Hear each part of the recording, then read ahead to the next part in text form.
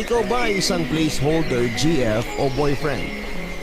Yung tipong ginagawa mo ang lahat para sa kanya, kahit na wala namang kayong relasyon talaga.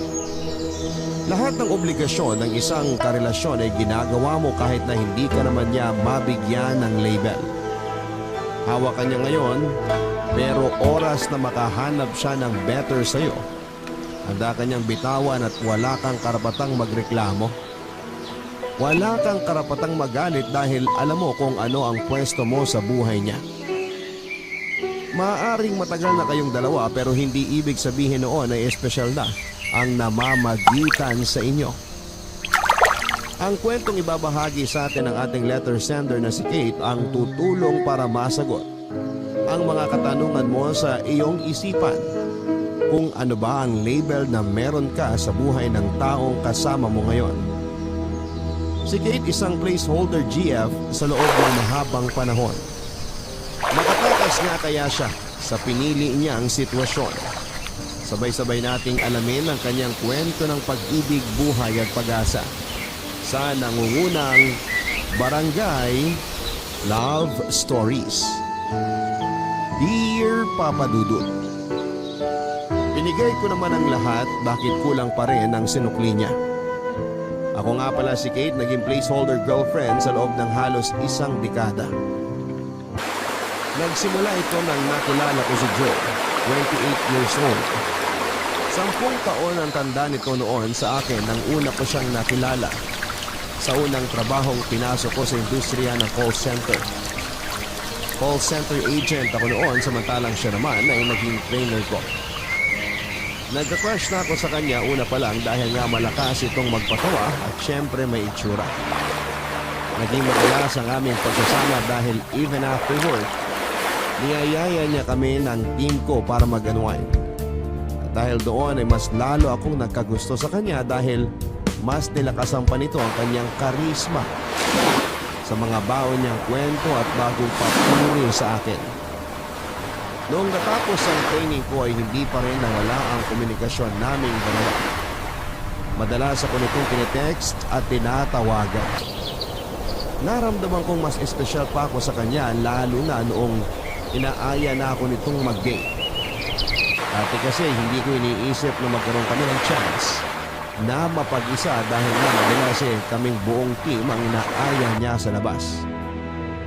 Doon na kami nagsimulang magkaigihan. Aminado akong mabilis akong na-fall sa kanya dahil inaabot nito sa akin ang buong atensyon niya.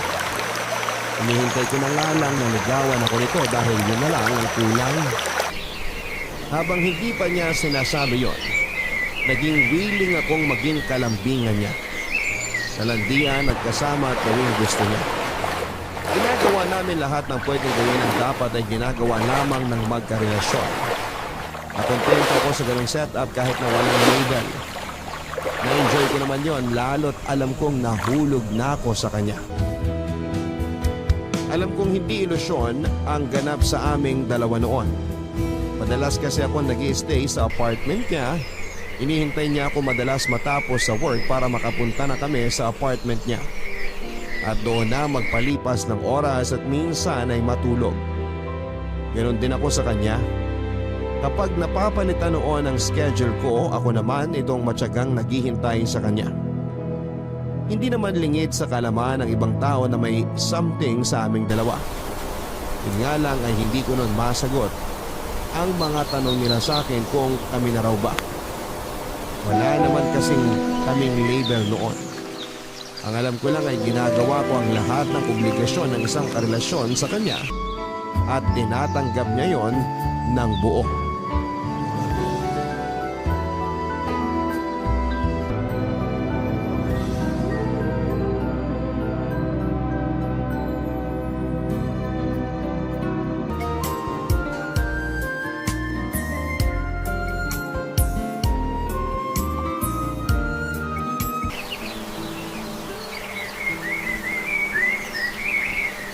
Bukas na lang tayo maglaban ng bedsheet, ha? Maghahanap pa ako ng mga pwedeng labhan dito sa apartment mo para isang labahan na lang. Hayaan mo lang dyan. Ipapalaundry ko na lang bukas bago kita ihatid sa inyo. Ay, wag na! Magastos ka na naman eh. Kaya ko namang labahan to kung tinatamad ka. Malinis naman ako maglaba, maniwala ka. Bahala ka. Joe, Oh, paano kaya kung dito na lang ako tumira sa apartment? ha? Bakit? Wala naman. Wala naman pala eh. Kung ano-ano pumapasok sa utak mo. Alam mong dapat mong gawin, paligo ka na ron. Malakas ang pakiramdam ko na makakarami tayo ngayon eh. Ayaw mo ba? Ang alin? Ito naman, pingi-pingihan. Yung magsama na tayo. Ay, hindi ba joke yun? Mukha bang nakikipaglokohan ako? Ay, bakit ba kasi gusto mong magsama na tayo? Ayaw mo ba? Sagutin mo muna yung tanong ko. Nauna ako magtanong eh. Para may mag-alaga na sa'yo. Kaya mo namang gawin yun kahit hindi ka tumira dito eh. Nabibitin kasi ako sa pag-aalaga sa'yo pag paminsan-minsan lang. Gusto ko sana araw-arawin eh. Sakto naman na sa akin yung paminsan-minsan para di nakakaumay. Siyempre, para di ka rin mapagod. Uy, hindi ako mapapagod alagaan ka ha. Yun nga ang goal ko sa buhay eh. Babaw naman ang goal mo. Ayaw mo ba nun? 18 ka pa lang. Huwag mong gawing goal ang relasyon. Masyado ka pang bata para mag-focus dito. So may relasyon na talaga tayo? Mali ako doon. Hindi ata ako naging malinaw. Ang ibig kong sabihin, huwag ako ang gawin mong goal sa buhay. Magpakasawa ka muna sa pagiging bata. Tapos after nun, pwede na tayong dalawa? Hindi ko pa alam. Sa totoo lang, di relasyon ang focus ko ngayon eh. Marami pa kasi akong gustong gawin. Marami na akong mag-30 kaya gusto ko muna mag-explore. Marami akong mga bagay na gustong gawin at subukan. Maraming bagay o maraming babae? Both! Seryoso ka ba dyan? Alam mong sobrang honest kong tao. Di ako magsisinungaling sa'yo. Totoong gusto ko pang makakilala ng ibang babae. Gusto kong maging sigurado bago ako kumagat sa pakin. Eh paano naman ako? Ano ba ako sa'yo? Ano tayo? Masaya tayo. Masaya na? Ayaw mo ba ng masaya? Ang hirap kasi na yan ang maging sagot ko sa mga nagtatanong kung ano tayo. Yung masaya lang. Eh, ano ba pakialam nila? Ang importante, masaya tayo. Di ba masaya ka naman sa atin? Oo. Pero mas magiging masaya sana ako kung alam ko kung ano yung posisyon ko sa buhay mo. Huwag mo na masyadong isipin yon, Kate. Yung mga sinabi ko sa'yo, bata ka pa. Marami ka pang pwedeng gawin at marami pang pwedeng mangyari. So pwede rin akong mag-explore muna. Mag-explore saan? Sa ibang lalaki. Bakit mo naman naisip na pwede mong gawin yan? Eh kasi ikaw mag-e-explore ka rin sa ibang babae. Ako lang yon. Iba yung i-explore mo. Career, friends, o bagong kainan sa kung saan. Ganong explore lang ang gawin mo. Bakit naman hindi ako pwede mag-explore ng ibang lalaki? Kasi akin ka lang. Teka. Pero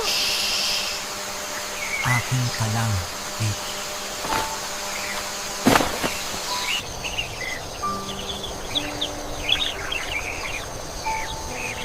Kinilig ako sa sinabi niyang yon sa akin nung inangkin niya ako at sinabing para lang ako sa kanya. Kakaibang feeling yon, kaya kahit papaano ay nawala yung takot ko na ipagpatuloy kung anuman ang ginagawa namin. Hindi na muling napag-usapan ang tungkol sa namamagitan sa amin. Nakontento na lamang ako sa meron kami. Totoong natitrigger pa rin ako noon sa mga taong nagtatanong kung may label na nga ba kami. Pero hindi ko na lamang masyadong ini-stress ang sarili ko noon. Iniisip ko na lamang ang mga sinabi ni Joe sa akin na masaya naman kami sa kung ano ang meron. Inasal ko na lamang din syempre na balang araw, le-level up kung ano man yung meron sa aming dalawa. Mabilis na lumipas ang maraming buwan, pero wala pa rin akong kasiguraduhan sa kung ano ako noon kay Joe. Hanggang isang araw ay mas naging maliwanag na kung ano nga ba ang katayuan ko sa buhay niya. Hindi ko makakalimutan ang araw nang nalaman ko kung ano ang balak niyang gawin sa akin. Pinapunta niya ako sa apartment niya para mag-dinner. Tinanong ko noon kung kailangan ko bang magdala ng damit pang sleepover. Pero sinabi niya na huwag na raw. Hindi ko alam kung bakit ako biglang kinabahan noon. Nagtungo ako sa apartment niya. Nag-dinner muna kami at doon pa lamang ay na-feel ko nang may balak itong sabihin sa akin. Noong natapos na kami ay sinabi na niya ang plano niya.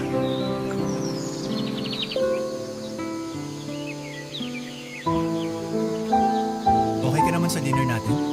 Oo, kahit walang dessert. Pwede na tayong mag-usap? Alam mo nung tinext mo ako kanina tungkol dyan, inabahan talaga ako. Medyo nawala lang ng konti nung nagdi-dinner na tayo. Ay, importante to at sana ready ka. Ano ba yun? May girlfriend na ako. Ano? Andrea yung name niya. Trainer sa ibang call center. Paano kayo nagkakilala? Tropa siya nakakilala ko. Nagkainuman kami last month. Tapos ayun, na-feel ko na siya na nga. Tapos kayo na agad? Hindi ko naman alam na sasagutin niya ako agad eh. Pero nakikita pa tayo. May nangyayari pa sa atin. Joe, meron pang ako. Nandito pa ako. Oh, bakit galit ka? Tayo ba? Yun na nga eh. Mas nauna ako sa kanya pero siya yung binigyan mo ng label. Mas matagal na kitang kilala pero sa kanya mo binigay yung matagal ko nang hinihingi sa'yo. Nag-click kami.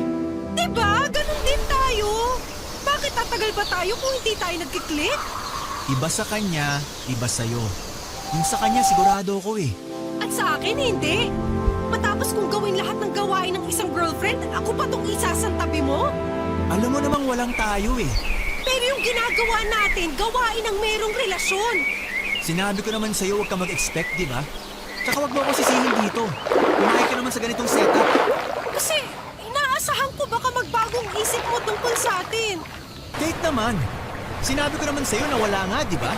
Tsaka sabi mo naman na enjoy mong alagaan at mahalin ako. Kaya hinayaan lang kita.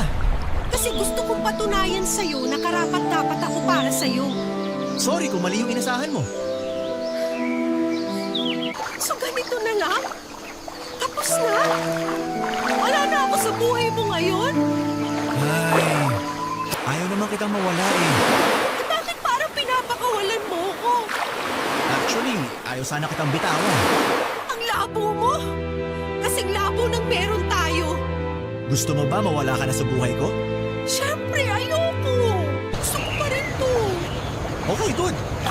Kasi may proposal sana ako sa'yo. Eh kung papayag ka, gagawin kitang placeholder girlfriend. Placeholder girlfriend? Oo, andyan ka lang sa tabi ko. Anumang oras na tawagin kita para ma-feel ko yung pagmamahal mo, dapat available ka. Ano? Teka, makinig ka muna kasi bago ka mag-react ng ganyan. Iba ka talaga. Kung sakaling di mag-work yung relasyon namin ni Andrea, babalikan kita. Gagawin ulit natin yung mga ginagawa natin. At paano kung hindi kayo magkahiwalay? Eh, baka nga hanggang ganito na lang tayo. Baka nga hanggang dito na lang tayo.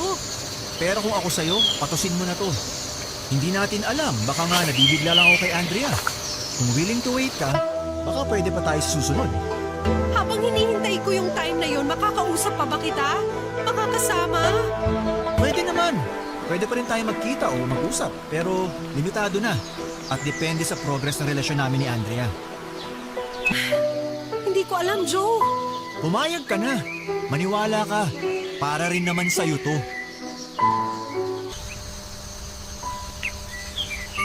Hindi ko alam pero napapayag ako noon ni Joe sa gusto niyang mangyari. Naging placeholder GF ako sa kanya. Ayoko siyang mawala noon, Papa Dudut, kaya kahit nakakababa ng dangal ang gustong mangyari ni Joe, pinilit ko na lang na gustuhin kung yon ang paraan para magkaroon pa rin ako ng komunikasyon sa kanya. Kung yun naman kasi ang paraan para hindi mabitin ang chance ako sa kanya ay gagawin ko. Naging bihira naman ang pag-uusap at pagkikita namin. Singit lang ako noon sa oras niya at kapag nakikita kami madalas ay dahil may away silang dalawa ni Andrea. Naging ganon ang sitwasyon ko sa buhay ni Joe na nakasanayan ko na. Nalaman ko rin na naging placeholder BF itong si Joe sa unang nitong GF. Doon daw niya unang nalaman kung ano ang ibig sabihin nun. Mas matanda ng 15 years ang babae sa kanya at matagal din daw siyang naging placeholder BF para doon sa babae. Kung hindi naman daw kinasal yung babae, siguro raw ay patuloy pa rin ang pagiging placeholder BF niya rito. Yun daw ang last na babaeng sineryoso niya at sinabi niyang baka si Andrea na yung kasunod. Nasaktan ako noong sinabi niya yon sa harapan ko pero nagpanggap na lamang akong okay. Naisip ko kasi na baka kapag pumalag pa ako ay baka iwan ako nito at hindi pa ako handa noon. Natapos ang relasyon ni Andrea at Joe makalipas lamang ang halos 2 taon. Ako ang unang tinawagan ni Joe para ibalita niya. Hindi maitago noon ang tuwa ko lalo na noong inaya niya akong magstay sa kanya ng 2 linggo. Inanda ko ang gamit ko at nagplano ako kaagad para makatulong sa pag-move on ni Joe. Ramdam ko naman noon na nasasaktan pa rin siya kaya naman minabuti kong ipapil sa kanya ang presensya ko para hindi niya ma-feel na nag-iisa lamang siya. Nabuhayan muli ako ng loob papadudot dahil sa nangyari sa kanila ni Andrea. Naisip kong yun na ang pagkakataon ko para umalis sa pagiging placeholder GF. Naisip kong baka this time ay maging GF na niya ako. Mas dinoble ko noon ang pag-aalaga sa kanya, papadudot. Pinuhos ko ang lahat ng pagkasabi ko sa kanya na hindi ko naiabot noong time na sila pa ni Andrea. Napansin kong malungkot pa rin ito at aminado akong nasasaktan ako sa tuwing nakikita ko siyang nami-miss si Andrea. Sinubo kong kausapin siya para gumaan ang loob niya. Pero mas gusto nitong huwag pag-usapan ang nangyari sa kanila ni Andrea. Sinabi niyang mag-focus na lang daw ako bilang placeholder GF. Ginawa ko naman kahit nga noon ay madalas kong nafe-feel na hindi siya interesado sa akin. Nagstay pa rin ako kasi hindi naman nawala ang pagmamahal ko para sa kanya.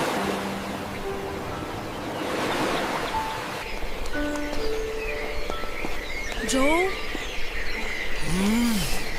Ano? nagluto ako ng kaldereta. Halika, kumain ka muna. Ayoko. Sige na, please. Ilang araw nang puro isaw at alak yung laman ng tiyan mo. Ano bang pakialam mo? Buhay lang naman ako. Sige na, bumangon ka lang saglit. Tapos matulog ka ulit kapag nakapagpahinga ka na after mong kumain. Ang kulit mo. Naganda rin ako ng kape doon, pangpababa ng hangover. Ano ba? Please, kahit konti lang po kainin niyo. Ang kulit-kulit mo. Di ba sinabi kong ayoko? Gusto ko lang namang matikman mo yung kalderetang niluto ko. Eh di ipatikin mo dyan sa mga tambay sa labas. Bakit akong ginugulo mo? Nag-aalala lang naman kasi ako sa'yo. Hindi ko kailangan yan. Ang kailangan ko ngayon, tulog. Wala ka nang ibang ginawa kundi matulog eh. Lagi ka na lang dito sa kwarto. Lalabas ka lang para uminom tapos babalik ka ulit dito. Hindi na nga kita nakakausap. Alam mo, ang demanding mo, no? Namiss lang kasi kitang kausap. Maraming tambay dyan sa labas. Sa kanila ka makipag-usap. Joe naman, nahihirapan na ako sa ganitong sitwasyon eh. Hayaan mo nga ako, Kate. Kung nahihirapan ka, edi umuwi ka na lang sa bahay niyo. Pag di ka na madrama at makulit, saka ka bumalik dito. Nahihirapan lang kasi ako nakikita kang ganyan. Eh di wag mo akong tingnan. Hayaan mo naman akong tulungan kang makamove on kay Andrea. Matagal na ako nakamove on sa kanya. Parang hindi naman. Mas magaling ka pa sa akin eh. Kasi iba na feel ko eh. Alam kong hindi ka pa nakaka-get over sa kanya. Mukhang ikaw ang di pa nakaka-get over sa kanya eh. Panay ang tanong mo tungkol sa kanya. Nakakakurta. Gusto mo kayong dalawa na lang yung magsama eh. Huwag ka namang magalit sa akin, Joe. Ano nga lang kung tumutulong sa'yo eh. So sinusumbat mo yan sa akin. Magkano ba yung presyo ng tinulong mo? Hayaan mo at babayaran ko sa'yo kapag sumahod na ako. Hindi ko naman pinababayaran sa'yo. Gusto ko lang naman sana hayaan mo kung tulungan ka. Gusto mo talaga makatulong? Oo naman. O sige, ganito ha. Ligpitin mo lahat ng mga natitirang gamit ni Andrea dito. Ilagay mo sa karton. Kukunin niya raw bukas. Nasa kabilang kwarto karamihan ng gamit niya. Nilagay ko doon nung naghiwalay kami. Pero baka sakaling may makita ka pa dito sa kwarto ko. Isama mo na rin. Bakit mo liligpitin? Nandito ba lahat ng gamit niya? Malamang! Nag-live-in kami. Anong gusto mo? Nasa kalsada lang lahat? Hindi ko alam na nag-live-in pala kayo. O ngayong alam mo na, may closure ka na ba sa kanya? Oh, ano bang iniintay mo? Ayusin mo na. Tsaka hayaan mo ako makatulog. Bago pa kita palayasin dito sa bahay.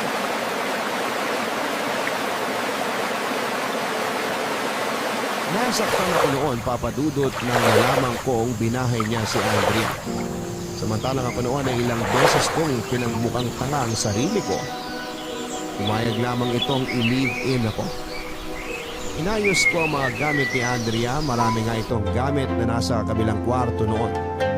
Nasaktan ako habang hinahawakan ang mga gamit na yon. Lalo na yung mga damit niya. May mga picture din silang dalawa na nakita ko sa isang plastic at kahit masakit ay tinignan ko yon isa-isa. Nagbalik ako sa kwarto ni Joe para hagilapin pa kung meron pang natirang ibang gamit si Andrea at marami pa nga itong underwear sa cabinet ni Joe. Inigay ko lahat yon sa karton at bago ako lumabas, napansin ko ang cellphone ni Joe. Nanginginig akong kinuha yon habang tulog siya. Alam ko ang password noon ni Joe kaya nabuksan ko yon kaagad. Pinasa ko doon ang messages nilang dalawa ni Andrea at nabasa ko kung paanong nagmakawan si Joe kay Andrea para tanggapin siya ulit. Ayaw na ni Andrea pero hindi pa rin klaro sa akin kung bakit sila nagkahiwalay na dalawa. Kinabukasan ay umalis si Joe dahil ayaw daw nitong makaharap si Andrea noon. Ako lang ang pinagbantay nito ng bahay para may magbigay ng gamit ni Andrea. Kabado ako noon at hindi ko alam kung paano haharapin ang babaeng matagal ko nang kinaiingitan. Nang dumating siya ay niready ko ang sarili ko dahil marami akong gustong sabihin at itanong sa kanya. Pinulungan ko siyang haputin ang mga gamit niya at one time na nailagay na yon lahat sa sasakyan niya. Nilakasan ko na ang loob ko na kausapin siya. Nagpaunlak naman siya pero pansin kong galit ito at mukhang sa akin niya yon irirehistro.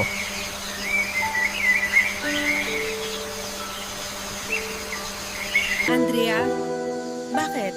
Pwede ka bang makausap bago ka umalis? Matagal ba yan? Kasi baka mamaya maabutan pa ako rito ni Joe eh.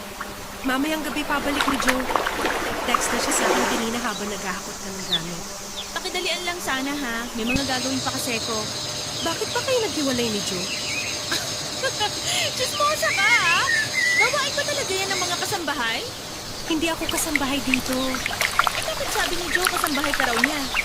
Baka nagkamali lang siya ng sabi.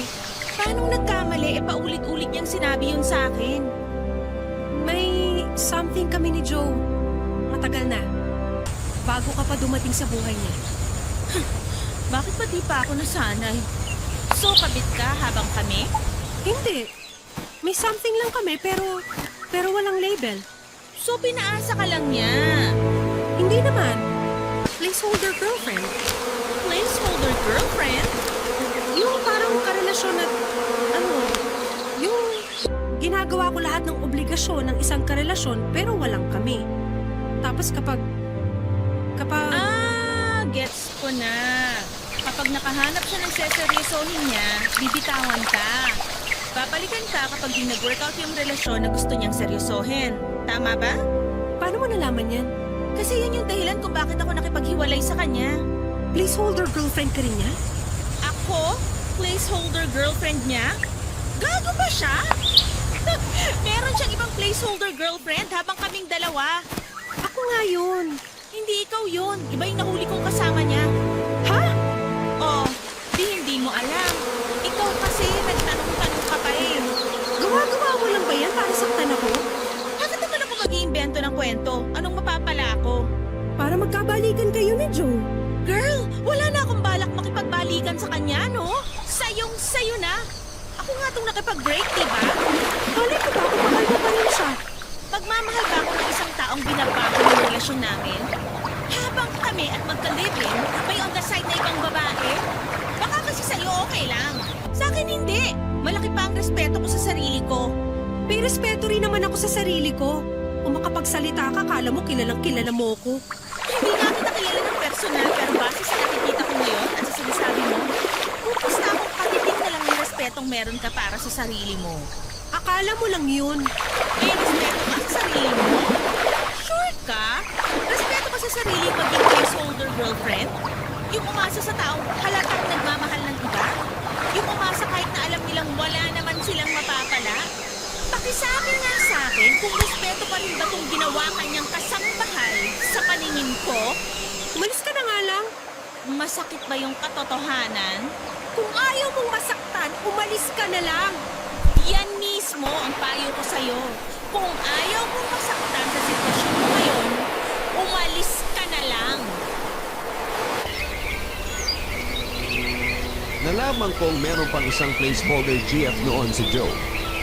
Masigit pa nga ito kaysa sa akin dahil sa kanila, may nangyayari samantalang ako noon hanggang usap lang kami noon. Nahuli sila ni Andrea na mag-check-in sana at doon na nga tinapos lahat ni Andrea ang relasyon nila. Pinili na rin noong isang placeholder GF niya na lumayo na lamang at hindi na nagpakita pa kay Joe. Nagsisi si Joe sa ginawa niya pero huli na ang lahat. Hindi na siya tinanggap pang muli ni Andrea at yun ang kinasakit ng pride nito. Nagalit din ako noong nalaman ko yon at sinabi ko ito kay Joe. Yun nga lang, sa akin pa siya nagalit at sinabing huwag daw akong makialam sa buhay niya. Dahil wala naman daw kaming relasyong dalawa. Natahimik ako at tama naman siya.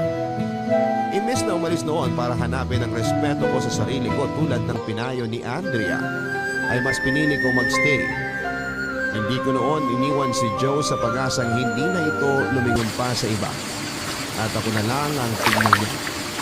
Papadudot handa akong maghintay hanggang sa maging ready siyang mag-commit sa akin noon. Alam ko naman na kaya ko pa rin patunayan sa kanya na ako ang karapat-dapat sa kanya noon. At kailangan lamang niya ng kaunting oras para makita ang halaga ko. Kaya naman triple na ang ginawa kong pagmamahal, pag-aalaga at pang-unawa noon kay Joe. Kahit na hindi ko naman nakukuha yon, pabalik sa kanya. Nakapiling ko ng halos 2 years si Joe dahil hindi muna ito nakipagrelasyon muli after nilang natapos ni Andrea. Masyado itong nasaktan sa nangyari sa kanila ni Andrea kaya hindi pa raw ito ready na mag-commit. Natuwa ko noon dahil sa akin muli ang atensyon nito. Nag-respond naman siya ng maayos sa mga pinapakita ko sa kanyang atensyon at pagmamahal. At aminado akong dahil doon ay umasa na naman akong muli na magiging kami na noon. Mas madalas na rin ako magstay sa bahay niya at pinalagay niya ang ibang damit ko sa kabilang kwarto.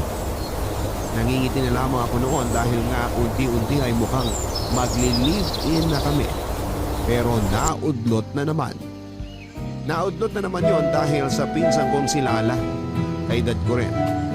Nakita kasi niya ang pictures namin dalawa sa Facebook at nagandahan siya. Inad niya ito at doon sila nag-usap. Hindi nito sinabi kay Lalang tungkol sa amin. Ang sinabi nito ay dati niya akong trainee sa call center. Nasaktan na naman ako at nakaramdam ng insecurity. Hindi ko lang yon pinahalata sa kanya dahil kapag na bad mood ako, bigla itong iiwas sa akin at napakasakit papadudot na kailangan pa niyang maghanap ng iba.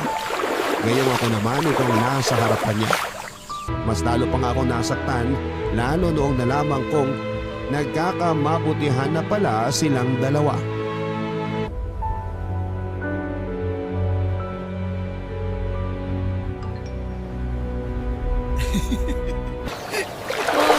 Kanina ka pa nakangiti dyan ah.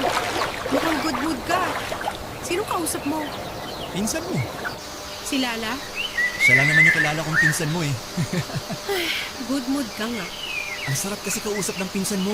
Kung ganito ka ba naman lagi kakwela eh. Baka di laging puro cellphone ang inatupag ko kapag magkasama tayo. Anong pinag-uusapan niyo? Kung ano-ano nga eh. Maglalandian, tapos magbibuan, tapos mamaya maglalandian. Ano ba niyan tungkol sa atin? Anong sa atin? Na may namamagitan sa atin. Na nakatira ako rito sa bahay mo. Hoy, di tayo nagli-live-in ha. Mas madalas ka lang matulog dito kasi gusto mo. Pero ikaklaro ko lang ha, di tayo nagsasama. Baka mamaya makwento mo pa sa kanya eh. Hindi naman siya nagtatanong. Sa akin nagtanong siya. Anong sinabi mo? Bukod dun sa sinabi kong dati kitang trainee, Oo. sinabi ko ni-rent nga ng ex mo yung kabilang kwarto rito sa apartment ko. Bakit mo naman sinabi yun? Eh kasi nung nag-video call kami para ipakita sa kanya yung apartment, nakita niya yung isang blouse mo na nakasabi dun sa kabilang kwarto. Eh, yun agad naisip kong dahilan eh. Naniwala naman siya. Hindi man lang siya nagduda? Magaling ako magsinungaling. Napaikot ko yung sitwasyon. Kaya ako magtatanong siya sa'yo ha. Alam mo na kung anong isasagot ha? Grabe ka. Eh anong gusto mong sabihin ko sa kanya? Na may something tayo? Eh di iniwasan na ako nun. Eh ano naman kung iwasan ka niya? Sa tingin ko yun naman yung tama. Interesado na kasi ako sa kanya. Di ba halata? Siya na madalas yung kausap ko. At gusto ko na nga siyang pormahan. Pinsan ko yun, Joe. Baka naman pwedeng iba na lang. Di naman niya alam ang sitwasyon natin eh. Pero pinsan ko nga siya. Konting delikadesa naman. Delikadesa? Eh ikaw nga tong pinipilit ang sarili mo sa akin eh. Kala mo ba di ko nahalata dati na halos ilagay mo na lahat ng damit at gamit mo rito? Di lang ako umimik nun kasi wala pa naman akong ibang dinidate. Pero ngayon iba na. May Lala na kaya please, alam mo na kung anong gagawin. Hindi ko alam ang gagawin. Maang-maangan ka pa. Parang namang tanga to. Alam mo kung ano ka sa buhay ko. At alam mo kung magiging ano ka sa buhay ko kapag may nakilala akong babae na gusto ko maging girlfriend, di ba? Ganun-ganon na lang ba yun? Sa tingin ko naman may point ako. Di ka ba nahiya na pinsan ko naman yung gusto mong targetin? Hindi ko siya balak gawing katulad mo na placeholder girlfriend lang. Gusto ko siyang seryosohin. Pang-seryosohan ng pinsan mo. Di mo ba nakikita? At ako, hindi. Ikaw nagsabi niyan. Pero yun ang gusto mong palakasin eh. Oh, bakit nagagamit ka? Kasi nakakabastos ka na eh. Para sabihin ko sa'yo, ikaw mismo ang bumabasto sa sarili mo. Ikaw to pumayag sa ganitong sitwasyon eh. Kung ayaw mo naman ng una pa lang, hindi naman kita pipilitin. Di ko ugali yun. Kasi mahal kita kaya ako pumayag. Eh wala na ako magagawa dyan. So tapos na tayo dahil meron ka ng balak ligawan? Pwede pa rin namang i-posting sa atin. Kaya nung nangyari kay Andrea. Pipila na naman ako hanggang sa matapos kayo ni Lala. Oo, pero wag mo namang ipagdasal na matapos kami agad ng pinsan mo. Grabe!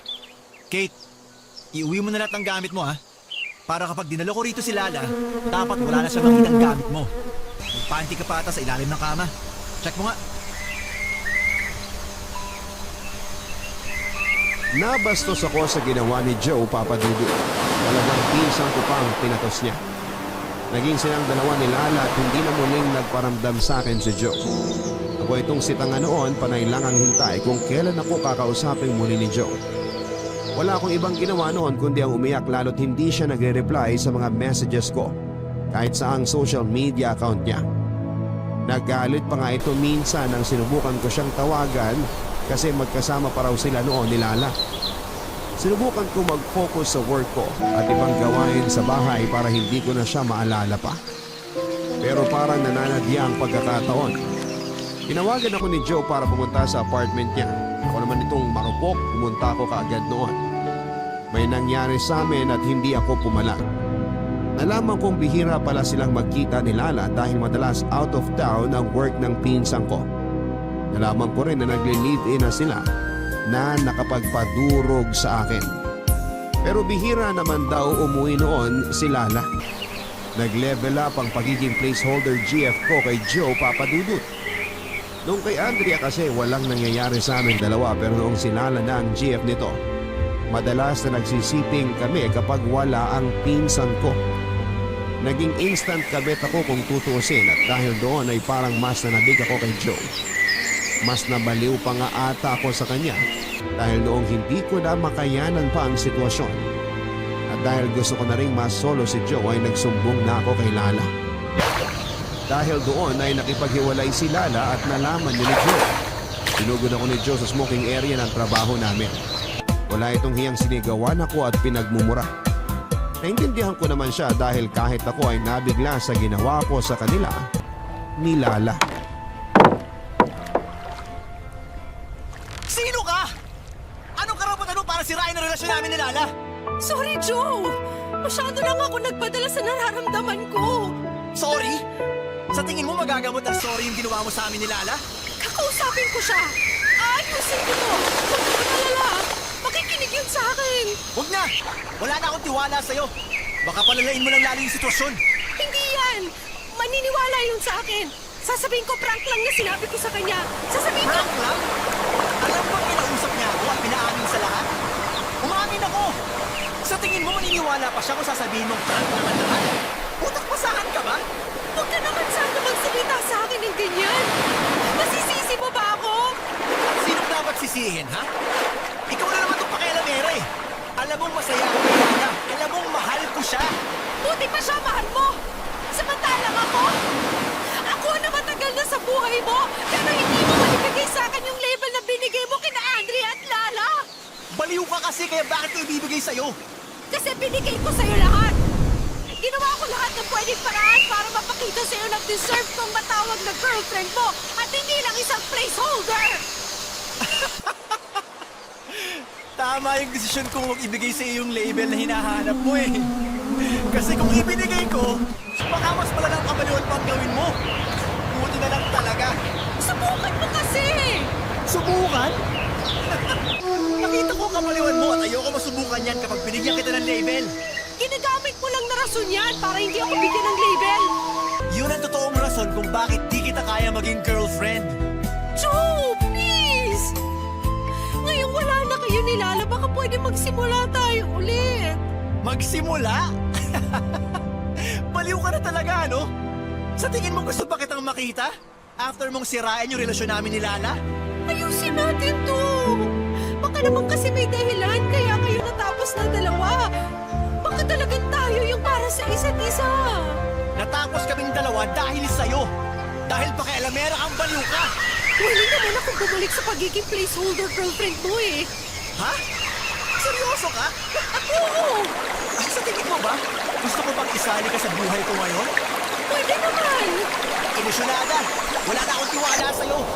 Paano ko makakasiguro na sa next relationship ko, eh di ka nasasaltigin? Hindi na! Mali ko talaga yung ginawa ko na sinabi ko kay Lala yung tungkol sa atin. Nadala lang talaga ako kasi sobrang nagustuhan ko yung pakiramdam na akin ka lang.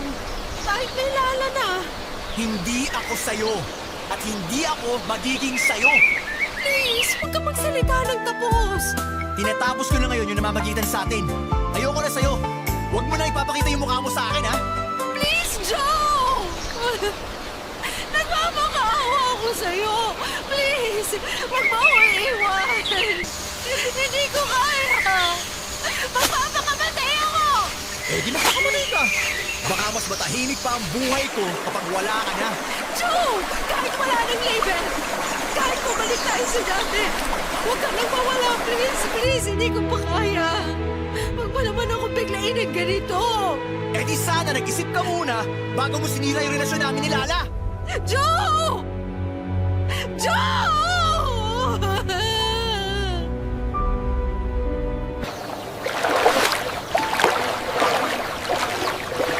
Desidido na nga si Joe noon na tapusin ang namamagitan sa aming dalawa. Ilang beses ko siyang sinubukang lapitan noon sa trabaho pero minumura niya lamang ako. Ilang beses akong napahiya sa harapan ng mga kasamahan niyang trainer. Pero kinaya ko ang lahat, bumalik lamang kami sa dati. Kung naramdaman kong wala na talagang pag-asa ay nag-file ako ng leave sa trabaho ng 1 linggo para makahinga at may pagluksang namatay na pag-asa sa puso ko na balang araw ako yung pipiliin ni Joe. Nagpunta ako ng Quezon para dalawin ang pamilya ko at humingi ng tulong sa kanila para malagpasan ko ang pinagdaraanan ko. Nakatulong naman sila kahit papaano at nang bumalik na nga ako, pakiramdam ko ay handa na ako para mabuhay nang wala si Joe. Hanggang sa makatanggap ako ng isang text kay Joe. Nalaman kong natanggal ito sa trabaho niya. Naawa ko sa kanya kaya naman pinuntahan ko siya sa apartment niya. Napakagulo noon ang tinitirhan niya at puro bote ng alak at ubos ng yosi. Niyakap ko ito at sinabing makakayanan niya ang pagsubok na yon. Niyakap niya ako pabalik at saka nakiusap na huwag ko raw siyang iwanan noon dahil baka patayin niya lamang ang sarili niya. Sinunod ko siya at sa huli ay naging marupok ako at muling bumalik sa buhay ni Joe. Inalagaan at inalalayan ko si Joe habang hindi pa ito nakakatayong muli sa pagkakalugmok niya. Hindi mo na ito naghanap ng trabaho sa takot ng ma-reject siya. Kaya naman habang wala pa siyang work, ako muna ang nag-supply sa kanya ng mga kailangan niya. Nung una, puro kailangan lang ang ibinibigay ko sa kanya. Hanggang sa nasanay na siya. Nasanay na rin po itong humingi pati na yung para sa luho niya. Wala sa pagkaing mamahalin hanggang sa mga sapatos, ako ang nagbibigay sa kanya. Hindi naman ako nagreklamo dahil mapansin lang nito na magalangan ako sa pagbibigay sa kanya ay magagalit siya. Ayoko nagagalit noon si Joe sa akin dahil nakikita ko naman ang progress sa namamagitan sa amin. Naging constant ako sa buhay ni Joe at natupad nga ang hiling kong ibahay niya ako. Inoffer niyang tumira na lamang ako sa kanya para yung apartment na lang niya ang bayaran ko at hindi na magbayad pa ng sarili kong upa doon sa dating tinutuluyan ko. Nakitaan ko yun ng progress sa amin papadudot dahil sa wakas ay magkasama na kaming dalawa. Naisip kong konti na lang at mapapalit na ang label ko from placeholder GF to real GF. Mabilis lamang ang panahon at halos 5 taon na rin kaming magkasama sa iisang bahay. Nagkaroon na rin ito ng bagong trabaho at naging maayos na muli ang direksyon sa buhay niya. Natuwa akong nakayanan niya ang pagsubok na pinagdaanan niya at dahil doon ay mas kampante akong itanong na sa kanya kung may chance nga bang maging kami na. Yun nga lang, isa na namang hindi inaasahang pangyayari ang magaganap noon na magiging dahilan para maudlot ang pagbibigay nito ng label sa akin. Pwede ba tayong mag-usap? Bakit? Ang dami ko kasing napapansin sa'yo lately eh. Alam mo kung mag-i-issue ka na, huwag mo na ituloy. Pagod ako sa work.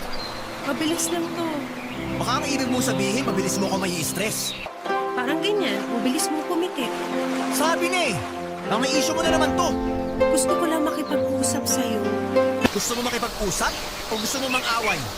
Gusto kong mag-usap. O sige na. Ano na naman ba yung sentro ng kapraningan mo ngayon? Napapansin ko, bihira ka na kung umuwi rito sa bahay. Eh kasi nga busy sa work. Sa work ka ba natutulog? Hindi. Dun sa katrabaho ko si David. After work kasi, dun na ako madalas stay sa kanila after namin mag-inuman. Alam mo na, pangtanggal stress. Hindi sana after mo inuman umuwi ko rito. Eh mas malapit yung bahay niya sa work kaysa rito eh. Okay, sige. Basta sa susunod mag-text ka kung hindi ka uuwi, ha? Ay, demanding na naman po siya. Hindi naman sa demanding. Ayoko lang mag-alala. Napapraning ka lang kasi. Huwag mo na nga akong gawing tanga. Kunwari ka pa nag-aalala pero ang totoo, napapraning ka lang talaga. Oo, siguro nga ganun. Masisisi mo ba ako? Wala tayong label eh. Tapos lately lagi mo kong iniiwasan. Tapos bihira ka pang umuwi rito. Ano mo gusto mong maramdaman ko? Eh di yung dapat maramdaman ng isang placeholder girlfriend. Wala. Wala. Hindi kasi pwedeng wala. Almost 10 years na ako nagsisilbi sa'yo. Almost 10 years ko nang inaalay ang buhay ko sa'yo. Wala akong ibang naging karelasyon dahil ikaw yung gusto ko. Tapos gusto mo wala akong maramdaman? Paano yun? Aralin mo kung paano. Talaga bang wala lang ako sa'yo? Talaga bang sa loob ng halos isang dekada wala akong naging puwang sa buhay mo? Placeholder girlfriend. Ano pa nga ba? Hanggang doon na lang? Matapos ang lahat ng ginawa mo? Matapos lahat ng sakripisyo ko, hindi mo ba lang ako pwedeng tawaging girlfriend mo? Alam mo kung ano tong pinasok mo. Hindi ko alam na tong pinasok ko hanggang ganito lang talaga. Eh bakit kasi umasa ka? Kasi akala ko may chance!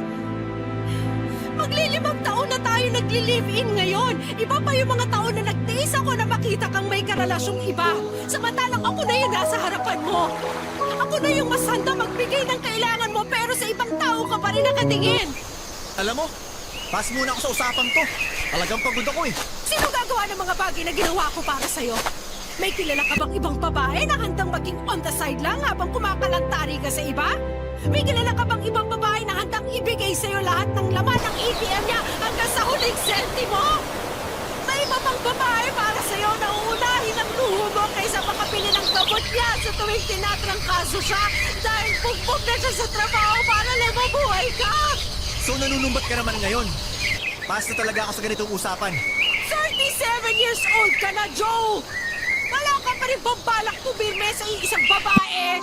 At yung iisang babae na sinasabi mo eh, ikaw? Bakit? Meron pa bang iba?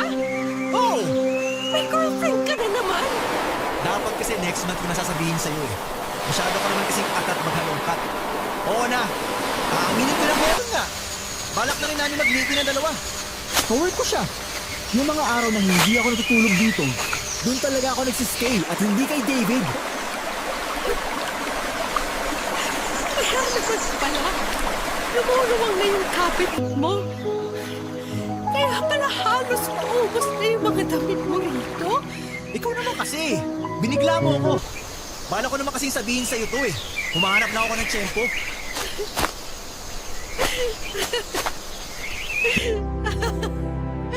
Ang tanga ko! Ang tanga-tanga ko! Magiging okay ka lang ba kung ikaw na lang talaga yung mag-isa rito sa apartment? Makakapundar ka ba ng bago mong gamit? Kasi dadalhin ko na din sa girlfriend ko lahat ng gamit ko rito. Ang tanga ko! Ang tanga-tanga! Bago pa man makahakot noon si Joe ng mga gamit niya, inunahan ko na kaagad siyang umalis sa apartment naming dalawa. Nagulat ito marahil pag uwi niya wala na ako at mga gamit ko. Iniwanan ko ang lahat ng kailangang bayaran sa bahay at hindi nag-iwan kahit na piso. Sinubukan niya akong tawagan para humingi ng share ko noon pero mas pinili kong deadmahin na yon, Papa Dudut.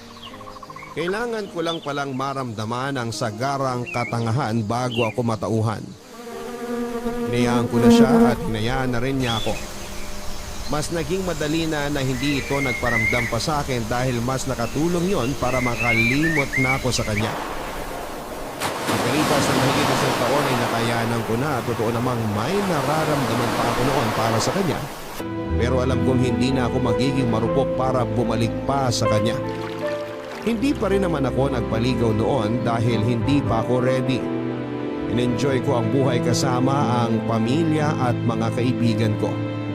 Na-promote din ako bilang team leader at nagkaroon ng extra na pinagkakakitaan naman na nagamit ko para makapag-travel. Naging maayos ang buhay ko mula nang binitawan ko ang nag-iisang gulo sa sistema ko at yun ay si Joe. Inakala ko noon na hindi ito manggugulo o magpapakita pa. Naisip ko kasi na sobrang kapal naman ang mukha niya kung sakaling magparamdam pa siyang muli sa akin. Nagkamali ako roon isang araw habang nasa labas ako noon ng trabaho at nag-aabang ng taxi pa uwi nakita kong lumapit si Joe. Napansin kong wala pa itong tulog, ligo at mukhang kagagaling lang sa inuman. Blanko ang mukha ko noon at wala akong ibang naramdaman kundi awa. Hinintay kong magsalita ito, Papa Dudut.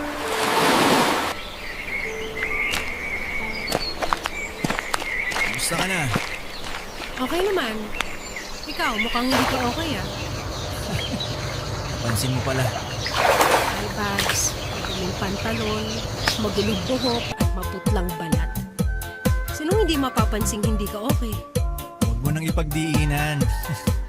Hayaan mo na ako. Ang importante sa akin, nalaman kong okay ka. Thank you. Pwede ka bang makausap? Ano pa bang ginagawa natin ngayon? Baka pwedeng mag-usap tayo sa bahay ko. Ano? Hindi ako pwede. Kailangan ko nang umuwi, may early flight ako bukas. Wow! Nakakapagbiyahe ka na pala ulit. Good for you.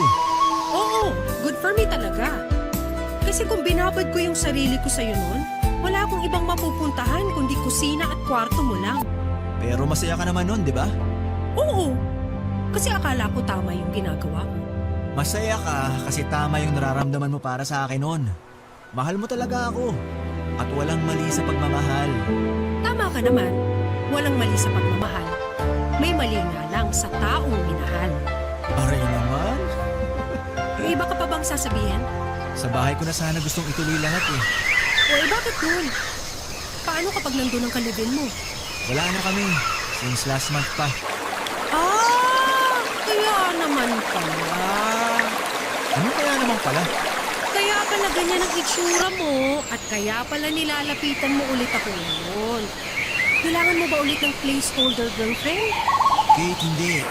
Kailangan ko na ng GF. At ako na ba yung napili mo maging girlfriend mo? Wow! Natauhan na ako. Nung time na niloko ako nung last girlfriend ko, na-realize ko kung sino yung totoong nagmamahal sa akin. At ikaw yun. Ay, niloko ka? Anong pakiramdam na bumalik sa iyo ang karma? Please, Kate. Alam ko may pagkakamali ako sa'yo. Pagkakamali? Bakit tunog isa lang? Marami kang pagkakamali sa akin.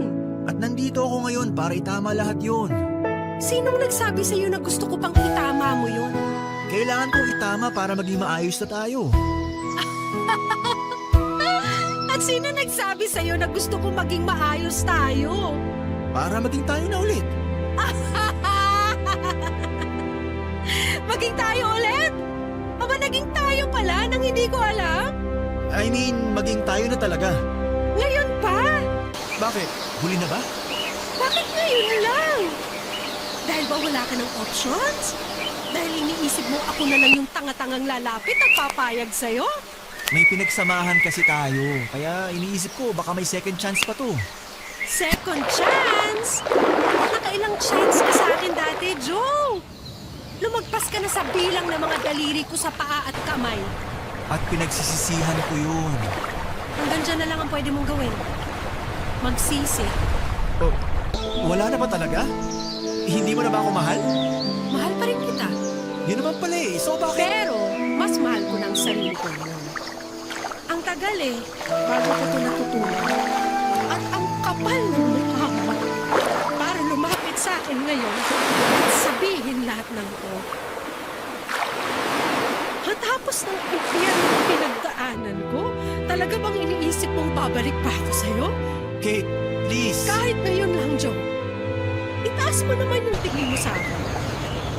Ang mong isipin na madali mo lang ako mahahaplot anumang oras na gusto mo at bibitawan mo anumang oras na pilihan mo. Respeto mo naman ako. Nirirespeto kita. Hindi na ako tanga, Joe. Kung hindi mo yang kayang ibigay yung respetong hinihingi ko sa'yo, huwag ka nang lumapit sa akin. Dahil hindi ko alam kung kaya ko pang respetuhin ka matapos lahat ng pagbababoy na ginawa mo sa akin. Kate, pwede ba? Taxi! Kate, please naman oh. Kailangan kita. Huwag mo naman akong tiisin.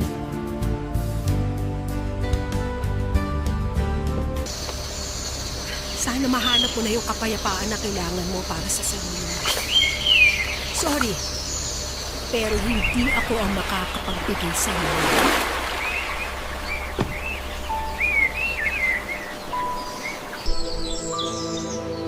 Hindi ko na muling nakita pa si Joe. Hindi na ito muling nagparamdam sa akin. Napakakapal naman siguro ng mukha nito kung iaharapan niya noon ang mukha nito sa akin. Nagkaroon ako ng closure dahil sa muli naming pagkikita. Kahit na hindi ko nasabi sa kanya lahat ng naipong kong galit, naging sapat pa rin yon sa akin na masabi sa kanya yung tuktok ng sama ng loob ko. Nakahinga na ako talaga ng maluwag after noon. Nagpatuloy ko ang buhay ko na walang ibang nililingin pa sa aking nakaraan. Dahil natapos ko na yon nang sinimulan ko ng patawarin ng sarili ko. Sa ngayon ay wala pa rin akong karelasyon, pero para sa akin ay ito ang makakabuti. Wala pa akong naiipong pagmamahal na handa kong ibigay sa iba dahil buwabawi ako sa pagkukulang ko noon sa sarili ko. Ginawa ko ang lahat para mapatunayan ko sa sarili ko sa pagkakataong ito na ako naman ang pipiliin ko. Hindi na ako papayag na may isa na namang Joe ang magiging dahilan para muli kong talikuran ang sarili ko. Maraming salamat po Papa Dudut sa pagbasa ng aking liham, ang inyong kabarangay forever, Kate. Sa mga panahong hindi ka pinili ng iba, piliin mong talikuran sila para harapin ang sarili mo. Maraming tao ang pwedeng umabuso ng pagmamahal mo para sa kanila. Marahil ay iniisip nila na kahit na anong mangyari ay hindi ka mawawala. Patunayan mo sa kanila na oras na hindi mo maramdaman ang pagmamahal at respeto nila. Kaya mo silang talikuran at tanggalin sa listahan ng mga taong hindi mo kailangan. Balang araw ay makakahanap ka rin ng isang taong hindi mo na kailangang ipagpilitan ang sarili mo sa kanya. Makakahanap ka rin ng isang taong para sa kanya, ikaw lang ay sapat na. Hanggang sa muli, ako po ang inyong Papa Dudut sa mga kwento ng pag-ibig, buhay at pag-asa. Dito sa Barangay Love Stories number 1. Pansin na makinig tayo sa mga nakatatanda upang wala tayong pagsisihan pagdating ng araw.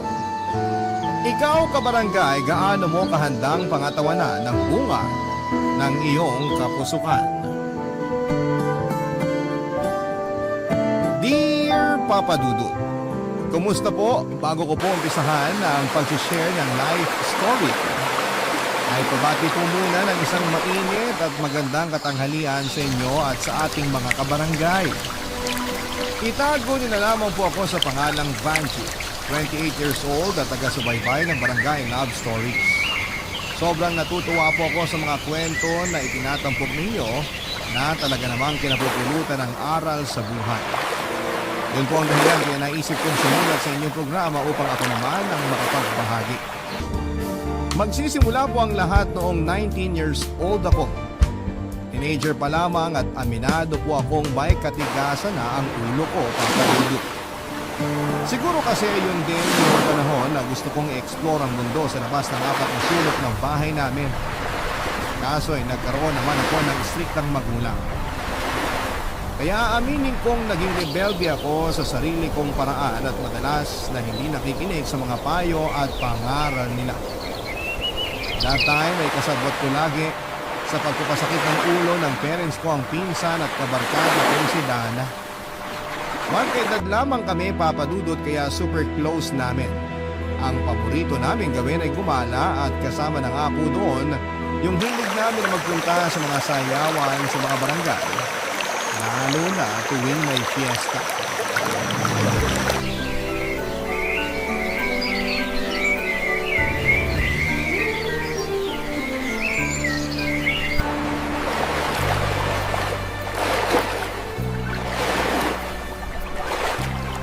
Ano na, te? Ang tagal mo namang sumagot. Naiinip na ako. Ano ba kasi uli yung tanong mo, Dana? Ay, ano ba yan? Paulit-ulit? Lutang ka ba o sabog? Sorry na, pero pareho. Ano nga kasi yung tanong mo? Kung gora tayo dun sa sayawan ka ako. Naku, maganda daw doon. Tapos baka doon na rin natin makilala yung Prince Charming natin. O di ba, bongga? Lagi mo na lang yan sinasabi kada sayawan na pinupuntahan natin eh. Ending, wala rin naman tayong nakikilala na cute boys doon. At least nakapag-enjoy tayo sa pagsasayaw. Yun naman ang importante, di ba? Alam mo kasi, may bago akong moves ngayon. At gusto kong gamitin dun sa sayawan para ako yung pagtinginan ng mga tao. Ewan ko sa'yo, dami mong alam. Ay, pero gustuin ko mang pumunta. Alam mo namang mahigpit si na mama. Last time napalong pa nga ako't napagsabihan. Piruin mo sa edad kong to, para pa rin bata yung turing nila sa akin. Nakakahiya at nakakainis kaya. Naku, matagal na namang nakakainis yung si tita eh. Pero go pa rin tayo. Gusto ko talagang pumunta doon. Ayoko naman mag-isa kasi partners tayo, di ba? Gusto mo yata talaga akong pobyangin ng mama ko, no? Minsan iniisip ko kung pinsan ba talaga kita o ano eh. Siyempre, pinsan mo ko. Kaya nga lagi kitang sinasama sa mga gala ko eh. Saka te, kala mo naman, ikaw lang yung may strictong magulang. Ako rin naman. Nung nakaraang araw nga, kamuntik na akong sinturunin ni mama dahil ang tigas ng ulo ko. Pero go pa rin ako. Bakit ba? Malalaki na tayo, hindi na tayo mga bata. Sabagay, correct ka dyan sa sinabi mo. So, ibig bang sabihin yan? Pumapayag ka ng sumama sa akin? May magagawa pa ako kung tumanggi ako. Siguradong di mo na ako titigilan. Eh kesa naman maaburido ko sa'yo, sige, sasama na lang ako. Pero paano tayo aalis? Hindi naman tayo pwede magpaalam sa mga magulang natin kasi hindi nila tayo papayagan. Madali lang yan. Kung hindi nila tayo papayagan, tatakas tayo. Hala, sigurado ka ba dyan? Kasi kapag nahuli nila tayo, baka mga mata lang natin walang latay. Siyempre, hindi tayo magpapahuli. Hindi naman tayo ganun kaengot, no? Pagtulog na silang lahat, saka tayo aalis. Tapos, babalik din tayo bago pa sila magising. O diba? Hindi nila malalaman na nakapuslit na tayo. Basta talaga kalokohan, napakabigo mo na. Siyempre, ako pa ba? Pero yun na yung plano, te ah. Hintayin mo yung text ko kung saan tayo magkikita. Dapat magpakabait ka muna ngayon para hindi ka nila paghinalaan mamaya. Mukhang kailangan ko nga magpa-good shot. Sige, ako na lang maghuhugas sa mga pinagkainan namin hanggang hapunan. At magdidilig ng mga halaman ni Mama para naman matuwa siya sa akin. Ikaw din, magsipag-sipagan ka muna dun sa inyo. Oo nga eh. Tutulungan ko muna si Mama maglaba. Ayoko dahil masusugatan ko yung mga kamay ko. Pero alang-alang sa sayawan na yan, isasakripisyo ko ang malaporselana kong kutis. Dami mo talagang alam, kainis ka. Naman, gumagana utak ko sa mga kalukuhan. Ang totoo ay kilala na po kami ni Dana sa barangay na pinupuntahan namin dahil lagi kaming umaaten sa mga sayawan doon. Kumbaga sa attendance ay mabi-very good kami ng teacher dahil lagi kaming present. Laking probinsya po kami at kumpara sa mga taga Maynila, yun po ang nagsisilbi naming libangan. Kaya nga kapag malapit na ang fiesta sa isang lugar sa amin, ay nagpaplano na kami ni Dana na pumuslit dahil panigurado na hindi kami papayagan ng mga magulang namin. Konservador din po kasi ang mga barkada namin kaya malakas ang loob namin sumuway sa mga pinagbabawal ng mga magulang namin. Sa katunayan, kapag hindi kami nakakapunta ay sinusundo nila kami sa mga bahay namin. Moving forward, natuloy nga po ang pagpunta namin ni Dana sa sayawan na pinagplanuhan naming puntahan. As usual ay masaya po akong umuwi sa bahay namin pagkatapos ng nakakapagod na gabi niyo. At kahit na pinaulanan na naman ako ng sermon ng mama ko matapos niyang magkaidiya sa pagtakas namin ay wala po akong pakialam, Papa Dudu. Para sa akin ay hindi nila ako mapipigilang gawin ang gusto ko kahit na pagbawalan pa nila ako. Lumipas sa mga araw at nagkaroon na naman ng sayawan sa isang partikular na barangay sa lugar namin na pinuntahan at pinaluhan namin ni Dana. Tapos ay doon ko po nakilala si Jeffrey nang minsan ko siyang makapareha sa sayaw.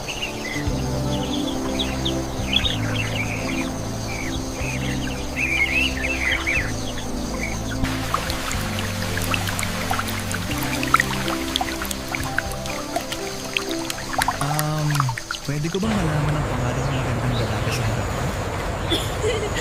Hoy, hindi naman ako maganda. Sakto lang.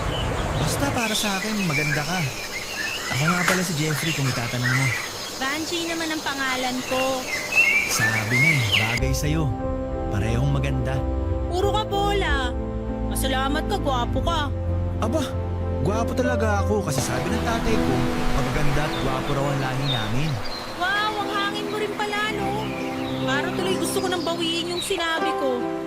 Pero biro lang kasi totoo namang gwapo ka. Bawas-bawasan mo lang ang pagiging presko. Hindi naman ako presko. May confidence lang. Tagasan ka nga pala. Bakit ngayon lang kita nakita sa barangay namin? Hindi ka ba taga rito? Taga dyan ako sa kabilang barangay. Dayo lang kami rito ng pinsan kong si Dana kaya ngayon mo lang ako nakita. Ay, nga pala yun si Dana, oh. Mahilig talaga kaming pumunta sa mga sayawan kaya nung nabalitaan namin na meron dito sa lugar nyo, nagpunta kami kaagad. Mabuti naman kasi kung hindi kayo pumunta rito, hindi sana kita nakikilala ngayong gabi. Feeling ko ako na tuloy ang pinakamaswerteng lalaki sa balat ng lupa kasi nakasayaw kita, Banji. Bolero! Pero in fairness di ko lamang isasagot ko. Hayaan mo na kung wala kang masabi. Hindi naman sa lahat ng pagkakataon kailangan mo sumagot sa mga papuri sa'yo. Pero marami na bang nakapagsabi na maganda ka? Lalo na yung mga mata mo. Ikaw pa lang. Sabi na wala talagang taste ng ibang tao. Ilang ayos na rin na sa akin mo nalaman. At least, mas totoo, di ba? Ako, huwag mo naman ako masyadong purihin kasi baka masanay ako tapos hanap-hanapin ko na. Sige ka. Wala namang kaso kung hanap-hanapin mo. Willing naman akong i-appreciate ang ganda mo at sabihin yung sa'yo para malaman mo. Sabi kasi ng mga magulang ko, kapag may maganda tayong nakikita sa paligid natin, sabihin natin. Ipaalam natin dun sa tao para ma-boost yung confidence niya. Tama nga naman. Kasi parang naging confident ako ngayon dahil sa mga sinabi mo. Thank you, Jeffrey, Alam mo, kahit ngayon lang tayo nakita, magana talaga loob ko sa'yo. Weird ba yun? Hindi naman. May mga tao talagang itinakda para sa isa't isa. Kaya kahit hindi pa sila nakikita ng matagal, kampante na sila sa isa't isa. Sinasabi mo ba na tinadhana tayo? Oo. Bakit? Ayaw mo ba? Teka, may boyfriend ka na ba, Vanji? Wala akong boyfriend.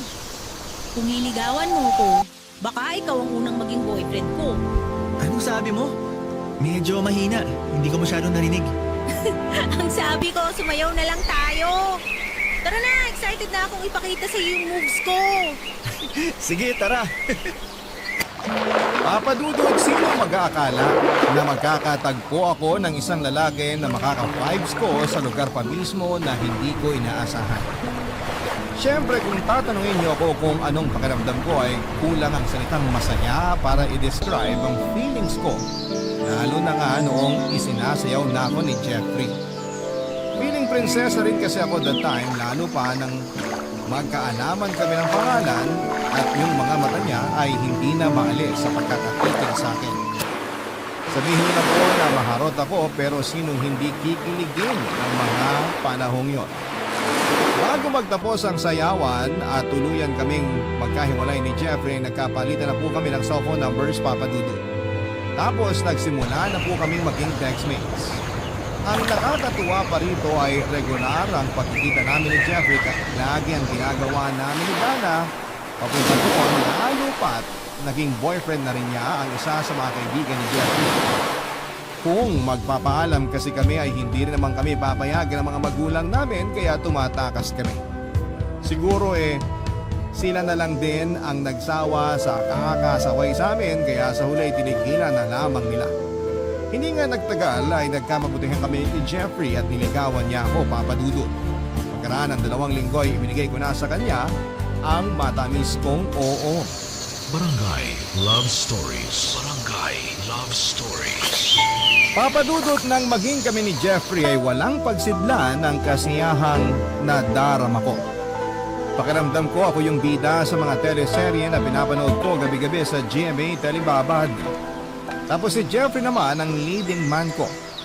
Tawagin niyo na akong corny pero ganun yata talaga kapag in love. Kaya lang aaminin ko po na mas naging mapusok ako na magka-boyfriend. At mas lumala kasi ang pag-alis ko sa bahay nang hindi nagpapaalam sa magulang ko. Kesyo gusto kong makipagtagpo kay Jeffrey. Sa katunayan ay may eksena pa nga na sobrang desidido kong makaalis. Ay tumalon pa ako sa bintana ng bahay namin, Papa Dudut. Siyempre nag-hysterical naman ang nanay ko kesyo baka ikapahama ko ang ginagawa ko niyo.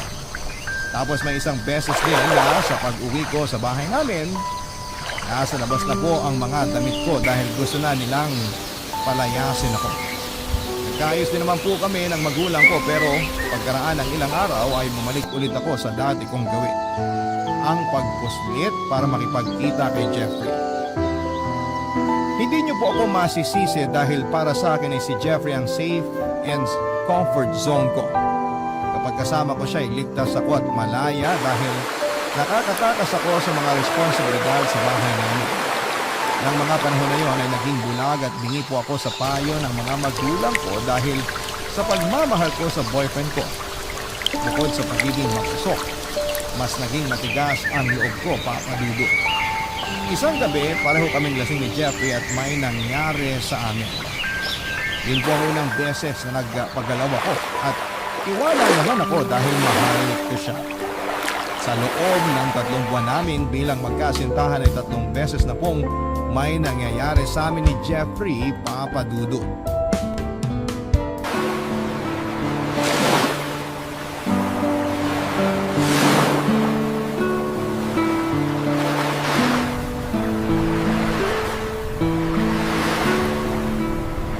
Ote, bakit nakasimangot ka dyan? Sige ka, magkaka-wrinkles ka. Dana naman.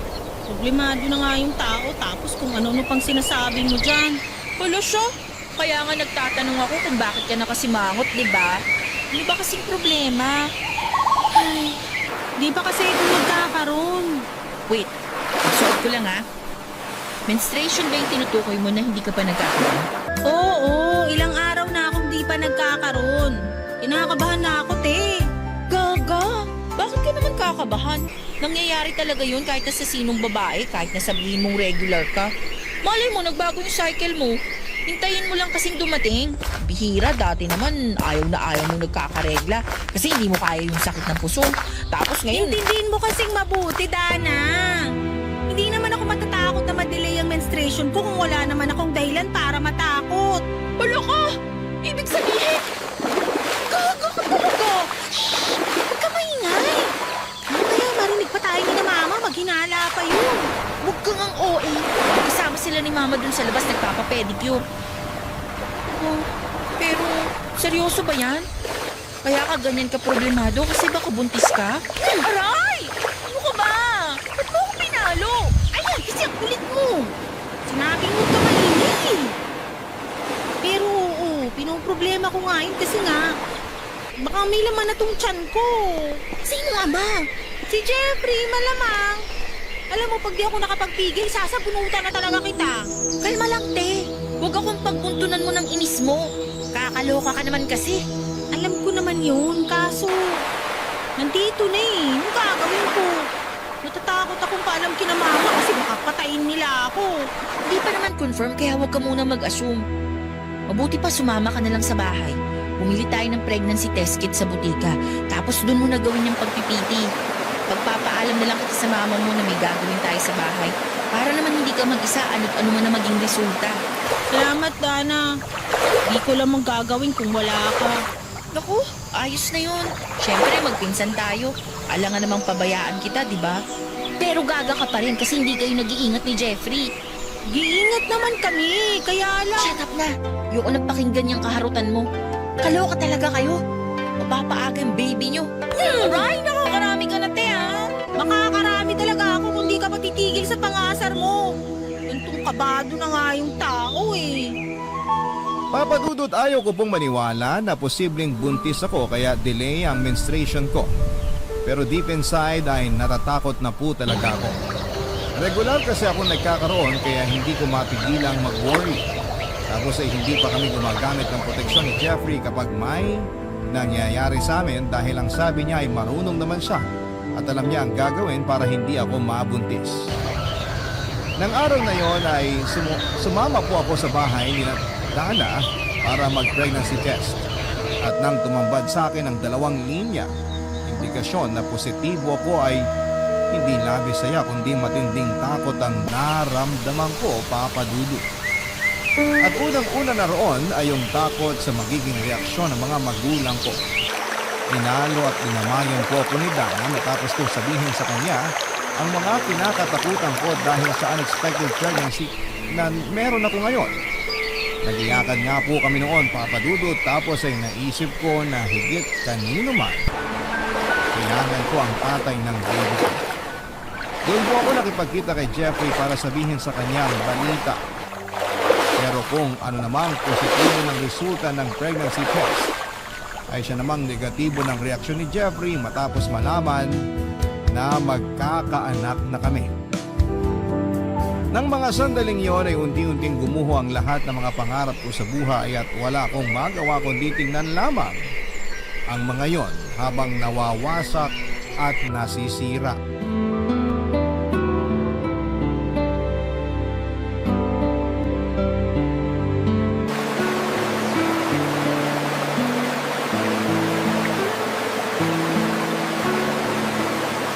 Ano ba kasi sasabihin mo, Vanji?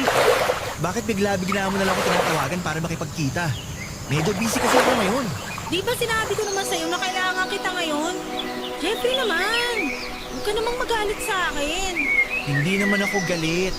Nagtatanong lang ako kasi biglaan. Ay, may problema ka ba? Pwede ka magsabi sa akin. Meron talaga at malaki. Oh, tingnan mo yan. Ano ba to, Vanji? Kaninong pregnancy test to? Anong klaseng tanong ba yan? Malamang sa akin. Buntis ako, Jeffrey. Nabuntis mo ko. Magkaka-baby na tayo. Imposible kasi nag-iingat naman tayo. Yan din ang akala ko, kaso wala. Ilang araw na akong di nagkakaroon. Natatakot na ako. Kaya sinabi ko kay Dana, tapos sinuggest niya sa akin na mag-pregnancy test ako. Ayan ang resulta, Jeffrey. Ay, ano lang gagawin natin? Paano natin sasabihin sa mga magulang natin? Ano paano natin sasabihin? Hindi natin sasabihin, Vanji. Jeffrey naman! Sorry, pero hindi pa ako handang tanggapin na magiging anak natin. Ayoko pa maging tatay. Marami pa akong pangarap sa buhay, no? At hindi ko yung matutupad kung magkakaroon ako ng responsibilidad. Naririnig mo ba yung mga sinasabi mo? Kasi kung joke yan, tigilan mo na yan. Huwag mong sabihin yan kasi pinapasama mo lang ang loob ko. Hindi ako nagbibiro, Vanji. Hindi pa ako handa sa pagdating ng baby natin. Isang malaking kalokohan na nakipagkita ka sa akin ngayon para lang sabihin na buntis ka. Siraulo ka ba? Siraulo ako, siraulo. Pero nagsasabi na ako ng totoo. Hindi ko matatanggap ang bata sa tiyan mo. Ayoko siya pinanahin bilang anak.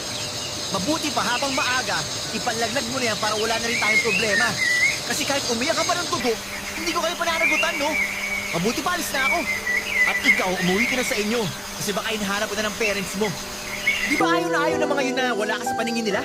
Oo, pero wag mo naman akong iwanan, oh. Please, hindi ko ito kakayanin. Jeffrey, mababaliw ako. Hindi ko na problema yun. Nagmakaawa po ako kay Jeffrey Papadudut na panagutan ako at ang magiging anak namin. Pero naging bingi siya sa mga pag-iyak at pakiusap ko. Kulang na lang ay magmanikluhod ako na huwag siyang umalis ng sandaling yon dahil kailangan ko ng karaman. Kaso desidido po si Jeffrey na iwanan ako at takasan ang responsibilidad niya sa amin ang baby niya. Akala ko ay nabibigla lamang siya kaya nagawa niya yon, ngunit kinabukasan ay nakarating sa akin ang balita na lumuwas na ng Maynila si Jeffrey para tuluyan na kaming hindi magkita. Papadudod, kulang na lang ay masiraan ako ng tuktok ng mga panahon na yon dahil nga mag-isa ko na lamang haharapin ang pagbubuntis ko. Hindi ko po alam ang gagawin dahil naging malabo ang direksyon ng buhay ko. Labis-labis din ang pagsisisi ko dahil hinayaan ko ang sarili ko na magtiwala sa taong katulad ni Jeffrey na sa huli ay sasaktan at iiwanan lang din pala ako. Kulang na lang ay mabaliw ako sa kakaiyak ng patago dahil hindi ko na makontak si Jeffrey Papadudut. Daig ko pa yung nagluluksa sa patay dahil pakiwari ko ako yung namatay ng panahon na yon. Barangay Love Stories. Barangay Love Stories. Papadudod, marami po akong naiisip gawin ng mga panahong yon.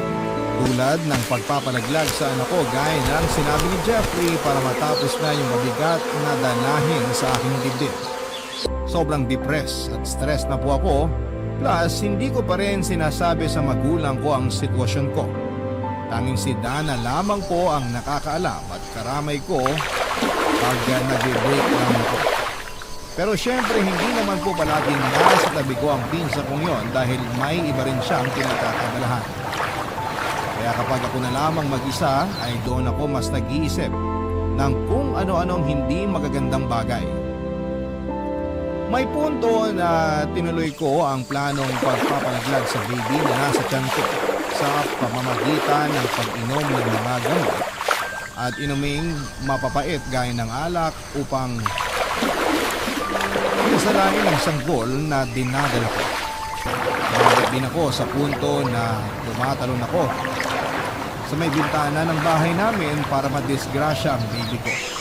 Pero nagdaan pa po ang ilang araw at nangitiling nasa tiyan ko pa rin ang bata. Doon ko na po inamin kay Dana ang mga pinaggagawa ko. Tanda ko pa na nagalit siya sa akin pero kinausap at binigyan niya ako ng payo tungkol sa tama at mas mainam kong gawin. Aminin ko na malaki ang naitulong ng usapan namin yon para maibsan ang bigat na dinadala ko.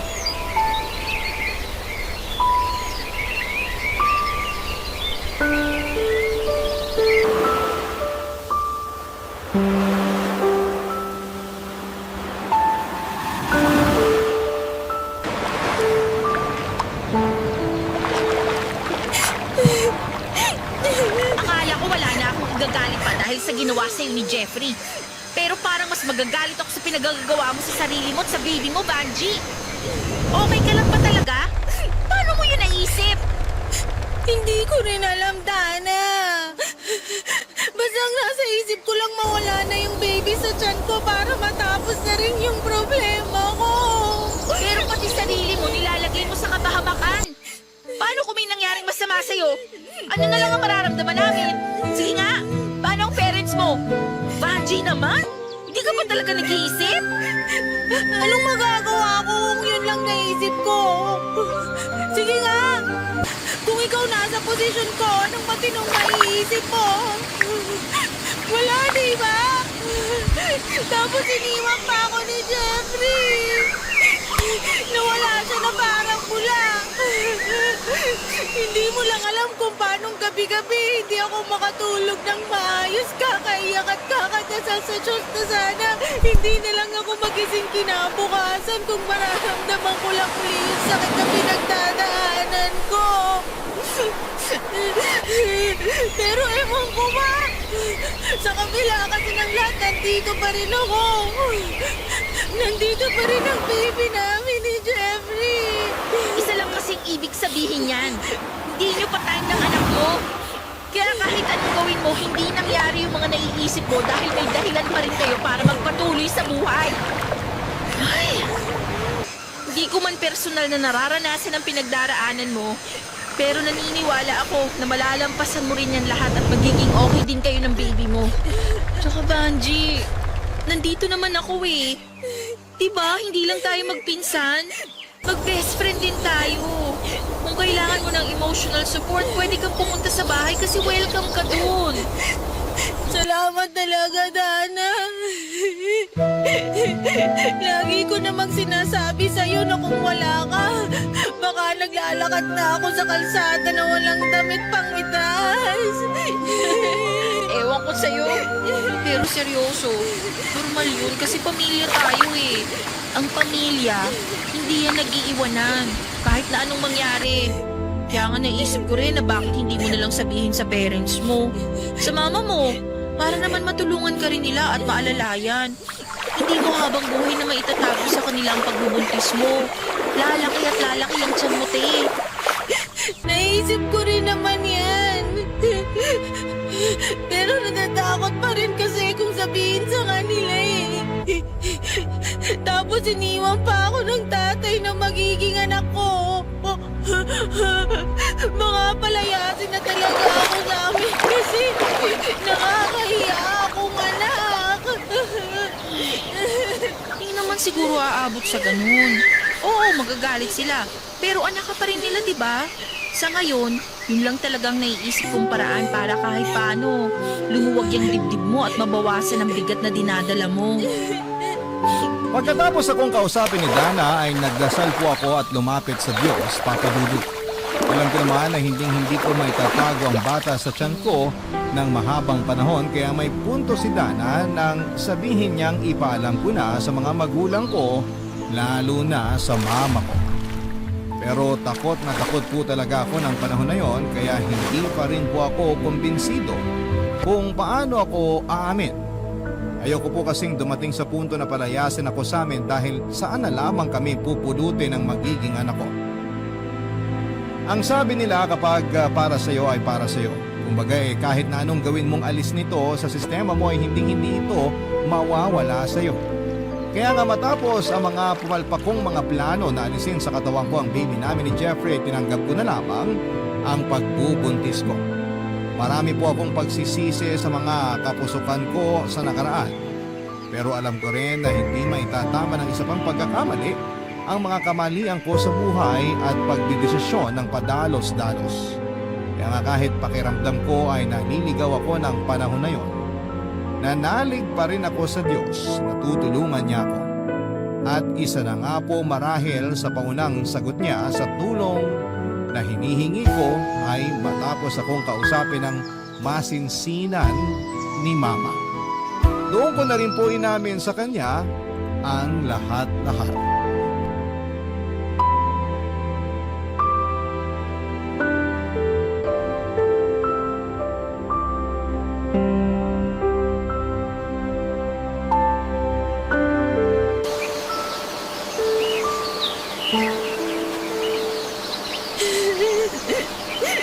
Ma, sorry po. Hindi ko po intensyon na maging kahiyan niyo ni Papa. Alam ko po na nagkamali ako kaya hihingi po ako ng tawad. Umahan ka na nga, Vanji, anak. At ituloy ako naiiyak na rin.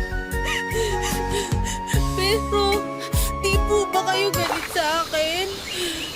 Hindi po ba ako palalayasin sa bahay natin?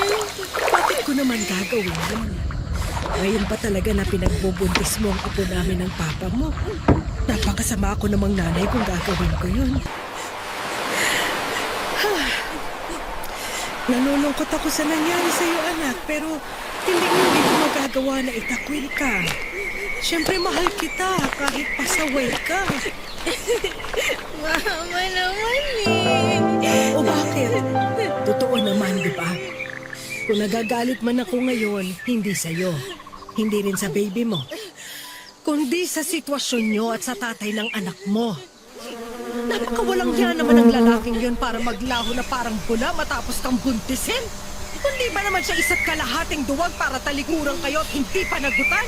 Yun nga rin po, Ma, ang gabi-gabi kong tanong sa Diyos. Kung bakit kailangan kong mag-isang harapin ang pagsubok na to sa buhay? Samantalang dalawa kaming bumuo sa batang to na nasa tiyan ko. Hindi ko po maintindihan. Ang dami kong tanong sa isip na hindi nabibigyan ng kasagutan. Anak, may mga tanong na hindi talaga natin nakukuha agad ang mga sagot. Siguro pagdating ng araw, doon mo na lang masasabi na nasagot na pala yung mga tanong mo sa isip. Tsaka sandali, sino bang may sabi sa'yo na mag-isa mong haharapin ang pagbubuntis mo? Hindi yan mangyayari dahil nandito kami na pamilya mo. Tutulungan ka namin sa abot na makakaya namin para maging magaan sa iyong lahat. Salamat po talaga, Ma. Kasi nabunutan ako ng tinik sa dibdib. Pinangunahan lang po talaga ako ng takot kaya hindi ako nakapagsabi kaagad sa inyo. Pero tama si Dana. Dapat matagal ko nang inamin ng totoo habang pinagsisisihan ang mga kasalanan ko sa inyo. Ang tigas po kasi ng ulo ko. Naging pasaway ako at hindi ako nakikinig sa inyo. Normal na maramdaman mo ang matakot kasi naging mahigpit kami sa'yo. Pero naisip ko, may kasalanan din kami. Sana noon pa lang, imbis na lagi ka namin pinagagalitan o pinagbabawalan, kinausap ka namin ng masinsinan. Nang sa ganon, napapayuhan ka namin sa mga bagay-bagay. Bilang magulang, meron din kaming pagkukulang. Siguro, merong dahilan ng Diyos kung bakit nangyari sa iyo ang lahat ng to. Yun para mas maging malapit tayo sa isa't isa, anak. Pangako, lagi mo kaming masasandalan at maaasahan. Malaman eh. Pinapaiyak niyo naman po ako eh. Nagsasabi lang ng totoo ang mama. Pwede po bang payakan? Oo naman. Halika, dali.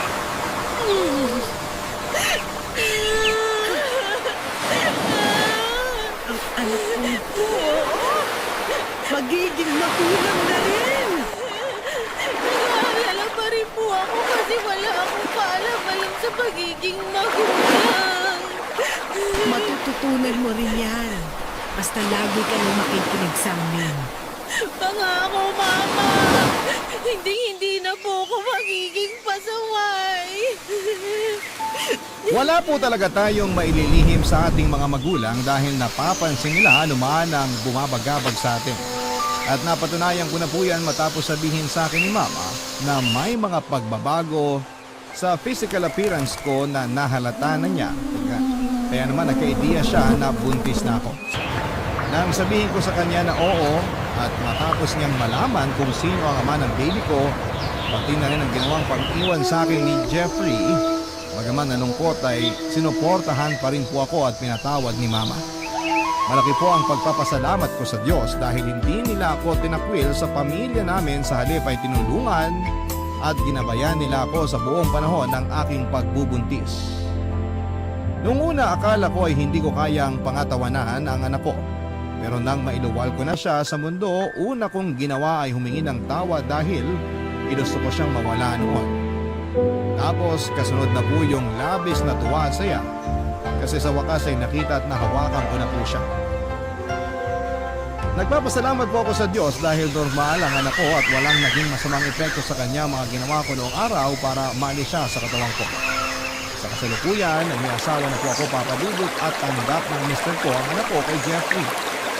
Masasabi ko rin na maswerte ako dahil nakakilala ko ng buting lalaki. Napaninindigan ako at ang anak ko sa dati kong boyfriend at ang pamilyang binuo namin. Tunay na mabuti ang Panginoon sa mga taong nagsisisi sa kanilang mga nagawang kasalanan at nagsisikap na makapagbagong buhay. Maraming salamat po sakaling mapili po ninyong itampok ang story ng buhay ko at sana po ay kinapulutan po ito ng aral at inspirasyon ng ating mga kabarangay.